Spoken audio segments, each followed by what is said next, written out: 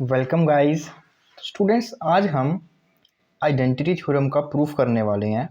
तो मैं आपको बहुत ही इजी वाला प्रूफ इसका है वो करवाऊंगा। ओके, तो देखिए इस प्रूफ के लिए जो मैंने आपको लास्ट वाली यूनिकनेस थ्योरम करवाई थी तो उसी से इसका आप प्रूफ करोगे। ठीक है, तो देखिए इसमें हम क्या करेंगे। सबसे पहले हमें गिवन क्या है कि जो एफ ऑफ जेड है, पहले आपको स्टेटमेंट समझाता हूँ ना क्या कह रहे हैं कि suppose Zn is a sequence of point having a limit point in a domain D।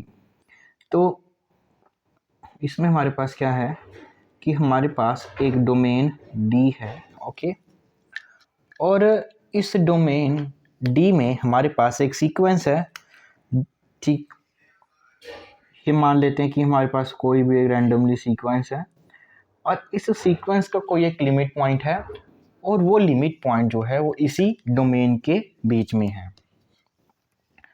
If f of z or g of z are analytic in domain D, अगर दो फंक्शन एनालिटिक हैं इस डोमेन में with f of zn is equal to g of zn for each N, क्या कह रहे हैं कि जो एक अगर ऐसी एक सीक्वेंस हमें एग्जिस्ट कर जाए और इन सीक्वेंस के पॉइंट्स पे ये दोनों फंक्शन एग्री कर जाएं, ठीक है, और वो सीक्वेंस का अगर इस डोमेन में लिमिट पॉइंट पड़ा है तो ये दोनों के दोनों फंक्शंस आपके इक्वल होंगे। ठीक है, तो इसको प्रूफ करना है हमारे को। तो इसके लिए सबसे पहले मैं क्या करता हूँ, एक नया फंक्शन ऐड कर लेता हूँ g of z, h of z, जो होगा हमारे पास f of z minus g of z के। ओके, f ऑफ z और g ऑफ z दोनों एनालिटिक फंक्शन है डोमेन D में। तो यहाँ से हम इम्प्लाइज कर सकते हैं कि h ऑफ z क्या होगा,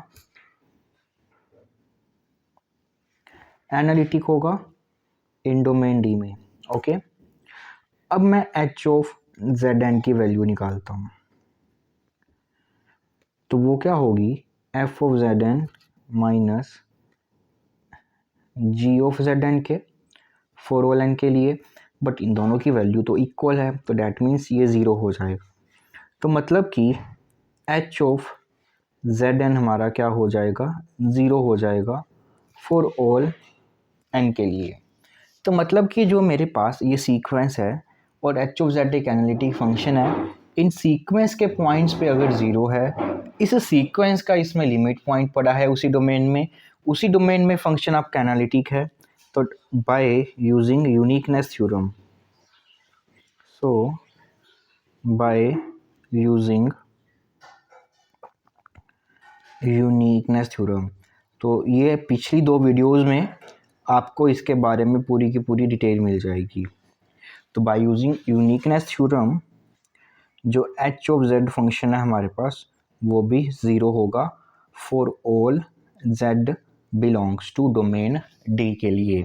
अगर ये पूरा का पूरा ज़ीरो है तो इसका मतलब क्या होगा कि F of Z minus of G of Z आपका ज़ीरो हो जाएगा for all Z belongs to domain D के लिए। तो which implies F of Z equal हो जाएगा जी ऑफ जेड के for all Z belongs to D के लिए। और यही बेसिकली हमारे को प्रूफ करना था। तो काफ़ी इजी वे में हमने इसका प्रूफ है वो कर लिया है। अब इसके बेसिस पे ही कुछ क्वेश्चंस आते हैं और वो क्वेश्चंस जो हैं मैं आपको अगले लेक्चर में करवाऊंगा। ठीक है, तो 2-3 क्वेश्चन कराऊंगा, काफ़ी इंपॉर्टेंट है, उसको ध्यान से करेंगे। ओके।